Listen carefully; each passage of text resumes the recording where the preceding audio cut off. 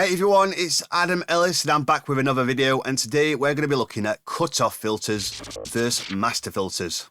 So we'll jump into Logic and I'll explain what I'm banging on about. Awesome, so for the longest time, this is how I've done my filtering. I've used individual cutoffs, and if I'm being honest with you, it's a pain in the backside. In the past, I have tried filters on the bus channel, but I've always found that it's not worked particularly well. But I've recently been doing a lot of research, trying to develop my sound, watching a lot of other tutorials. I've even had a couple of lessons of other people, which has been amazing. I'm really excited to kind of learn more, and I think it's an honor to see other people doing things to see how they do it. So I've been learning a lot, and I thought today, let's do a test. I'm kind of changing the way I make music a little bit. Rather than having everything predetermined and set up, for instance, on my lead bus or my pad bus in this instance, how I normally have a Maggie Q4 and an Arts Acoustic Reverb, and everything is set to that. Whereas now I'm trying to kind of work on each sound individually. It takes a bit more time, so I want to compensate and make up that time elsewhere. Now, why am I doing it like that? Just because I'm trying to develop my sound. I've never been truly happy with my sound, and watching some tutorials and getting some lessons off some other people and kind of seeing how they, not really lessons, they're more like, show me a track and let me see how you do stuff. I guess it is a lesson because you're learning, aren't you? But yeah, and I'm noticing that a lot of people don't have this predetermined way of working. So you'll see here, I have an EQ on this pad and I've taken away some of the highs. Going to the bus channel, and I've not got my Maggie Q4 and my Arts Acoustic anymore. Instead, I've done a little bit of additive EQ here. We've got a compressor and just a filter and then an LFO tool at the end. And on this one, same thing. I'm just cutting where I need to and boosting where I need to. So it's a bit different. And anyway, yeah. So what I would normally do, as I said in a breakdown, when I would filter, and let's say I've got 4 pads, I have to filter 4, sometimes 5 or 6 different elements, because sometimes on Spire, you have to automate filter 2 as well. So it's very frustrating. So anyway, what I wanted to do today was do a test. So we're going to export 2 versions. We're going to export one version with the master filter on the cutoff filter on a synth, and we're going to bounce another, and we're going to use one knob filter. And I was testing this out, and I don't think it sounds as bad. But what I found in the past is if I used Logic EQ and did the same thing and pulled it out, all the frequencies seem to get bunched up at the bottom, and it creates like some resonance. And as you open it up, it just sounds messy. So to get the absolute best sound, I've always been like, right, I'm not going to be lazy. I'm just going to do it. Manually on each synth. But as I said, this is all a new process for me. It's taking a bit more time to get everything perfect. It's sculpting everything. So I want to make that time back up. And a good way to describe it, another stupid analogy, but how I've been making my tracks is essentially a bit like using like a jar of curry paste instead of making your own.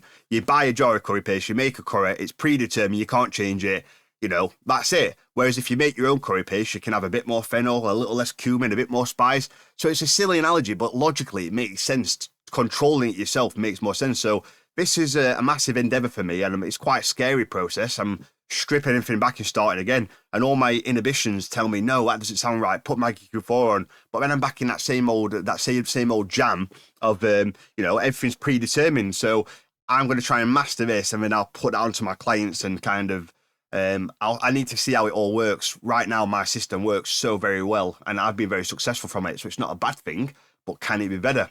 That's why we're doing all these tests. So we're going to bounce this down, and we'll call this one filter cutoff.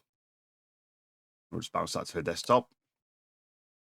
And then we're going to turn off these cutoffs, and then we're just going to use the one knob filter. Now, there's another great filter called Simpleton as well for FL Studio, so we can check that out as well. If we're going to do a test, we'll make the test fair. So we'll put a one knob filter on. And same thing. Now, I use ChatGPT to tell me the best order of my plugins. And it said that you want to do an EQ first, then you want the filter after the EQ, then you want the compressor, and then you want an LFO tool, sidechain, everything after. So I'm using ChatGPT a lot just to kind of learn new ways of doing things as well. You've got to be careful not to let it rule your life and still do what sounds right. Just because some AI tells you it's the best way doesn't make it is the best way. But generally, I will have my EQ, so LFO tool, EQ, filter, then the compressor. So I'm kind of testing that, listening how that sounds, and then swapping it. So we'll do another video when we swap things as well, and we'll use ChatGPT to kind of give us an order what you should do, and we'll compare it and we'll see. But anyway, let's do the. So we've now got, it's not the filter, it's for one knob. So in an ideal world, I can just, from now on, I can sculpt all my sounds manually, rather than using a predetermined setup, which takes a bit longer. But when it comes to filtering, I'm not going to have to go and adjust each individual filter, and I spend hours doing that. If I've just got this knob too, and I'll talk more about this later, because it's a bit of a partnership with someone on Etsy. It's a guy over in Holland that makes these controllers, so we're testing this, and I'm hoping that I can just literally control everything just with one filter, which would save so much time. It would be incredible. So anyway, we'll turn off the knob, one knob, and we'll put on the simpleton, and we'll see if it's got any characteristics, any color. And like I said, I'm really hoping that when everything's all turned down, but the resonance is nice and it's nice and smooth, and it doesn't sound bad. If it doesn't, I'll be blown away. I'll be so happy. Let's call it simp.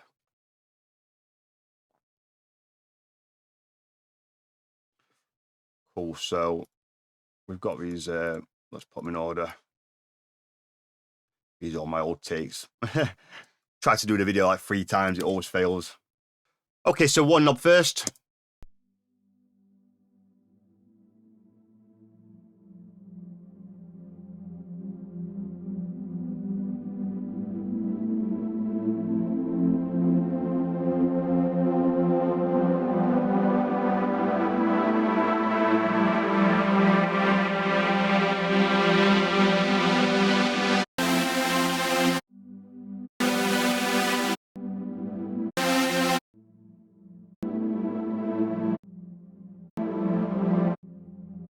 So straight away, the filter is taking away way more. So it might be a case of, on the cutoff filter, you have to start right at the bottom. If you're using one knob, I don't think that you can do that, because it's killing too much of a sound.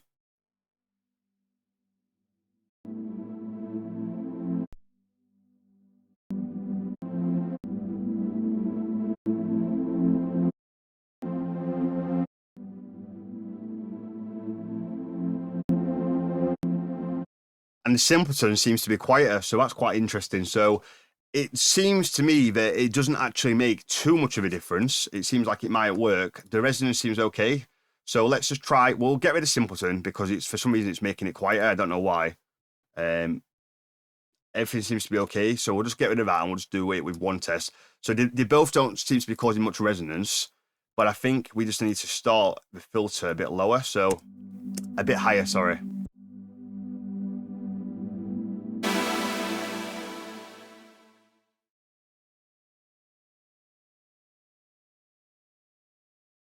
So we've turned one knob off. We're just putting the synth back on.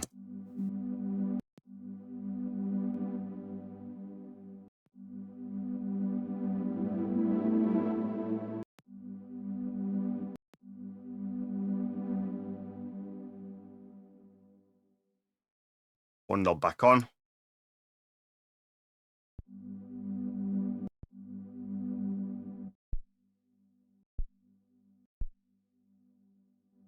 To be fair, I would say that the one knob filter is actually better, because it allows you to take out more. So the cutoff, you kind of get stuck. It doesn't remove everything from the bottom. So using a one knob filter seems to be actually more effective, and it's not really, doesn't seem to be affecting the sound too much. I was really scared that when you turn the cutoff all the way down, so the filter all the way down, but as I said, that it would build up frequencies in the low end and begin to sound harsh. It certainly does that with the Logic's EQ, or it used to. And as the updates have got better, the plugins have probably got better.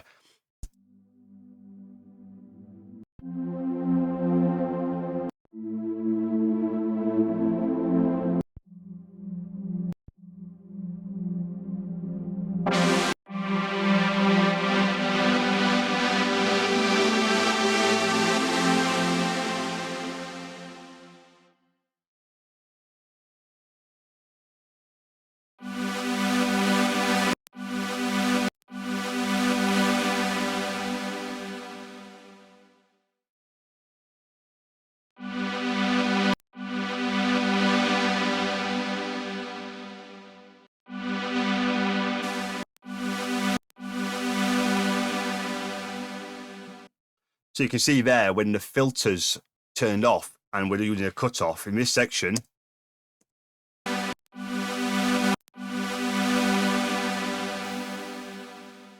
it's quite open, but you put the one knob on and it's exactly the same in terms of the automation, slightly.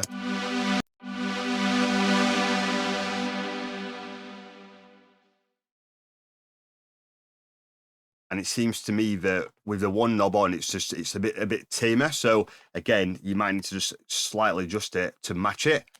But I think it's just like we're trying to compare it and get it absolutely perfect. In the grand scheme of things, I don't think it's going to make much of a difference.